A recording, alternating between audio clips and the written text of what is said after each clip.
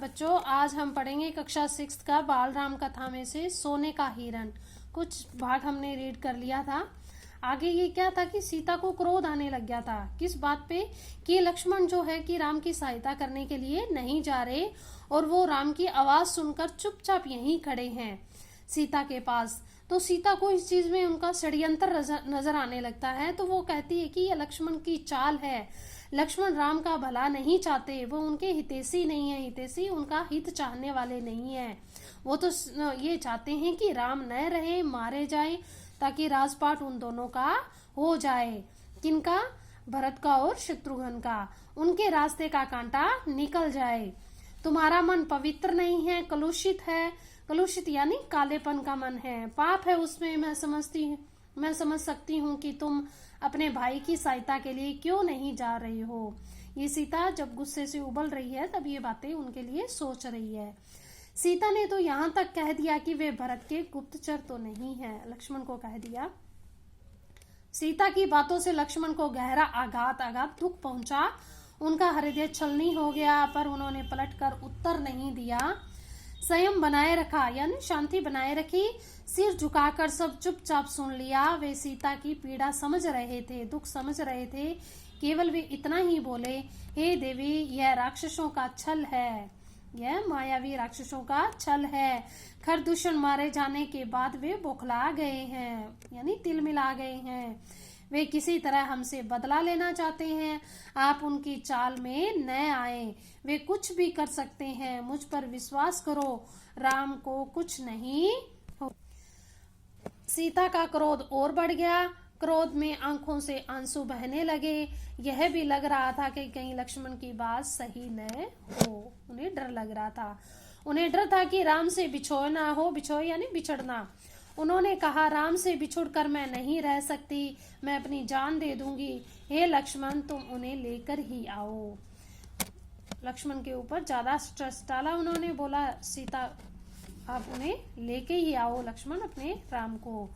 लक्ष्मण राम के लिए राम की आज्ञा का उल्लंघन कर रहे थे, क्योंकि उन्होंने पहले ये कहा था कि मैं इस हिरण के पीछे जाता हूँ और आप अपनी माता सीता माता की रक्षा करने के लिए यहीं रहना। उन्होंने सीता को प्रणाम किया और राम की खोज में निकल पड़े। लक्ष्मण के जाते ही फिर रावण आ पहुंचा। तपस्वी जैसा जटाजूट था, वस्त्र धारण किए हुए थे, वैसे ही साधुओं सन्यासियों की तरह रहने वाला दिखाई दे रहा था। वैसे ही वस्त्र थे। सीता ने साधु समझकर उसका स्वागत कर दिया। रावण ने सीता के स्वरूप, संस्कार और साहस की प्रशंसा की। उसने सीता से कहा, सीता का परिचय प्राप्त करने के बाद कहा, सुमुखी यानी सभी सुखों के मुख वाली मैं रावण हूँ, राक्षसों का राजा हूँ, लंकाधिपति हूँ। मेरा नाम लेने से लोग थरथरा यानी कंपकपा उठते हैं। लेकिन तुम सुंदरी हो, सबसे अलग हो। तुम्हारे लिए मैं स्वयं चलकर आया हूँ, यानी खुद चलकर आया हूँ। मेरे साथ तुम चलो, सोने की लंका में रहो और मेरी रानी बनकर रहो। तो इससे सीता को क्रोध आ गया। वो क्रोधित हो उठी और उसने कहा, मैं प्राण त्याग दूंगी, लेकिन तुम्हारे साथ कभी भी नहीं जाऊंगी। मैं राम की पत्नी हूँ, वे राम महाबलशाली हैं। तुम्हें उनकी शक्ति का अनुमान नहीं है, वो बहुत ही बलशाली हैं। तुम्हें उनकी शक्ति का अनुमान नहीं है। तुम चले जाओ, नहीं तो तुम्हारा सर्वनाश हो जाएगा। सर्वनाश क्या होता है? सब कुछ नष्ट हो जाएगा। रावण ने सीता की बात अनसुनी कर दी, खींचकर उसे रथ में बिठा लिया। सीता प्रयास करती रही, पर रावण के चुंगल से मुक्त नहीं हो पाई। रावण ने उसको कंट्रोल में कर लिया।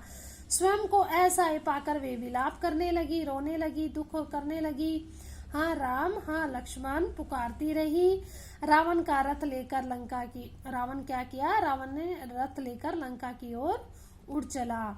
मार्ग में पशुओं से, मार्ग रास्ता में वो पशुओं से भी मिली, पक्षियों, पर्वतों, नदियों, जो भी उनके रास्ते में है, उन सबको ये कहती गई कि कोई उनका राम का पूछे तो राम को मेरा रास्ता बता देना कि रावण ने उनका हरण कर लिया है।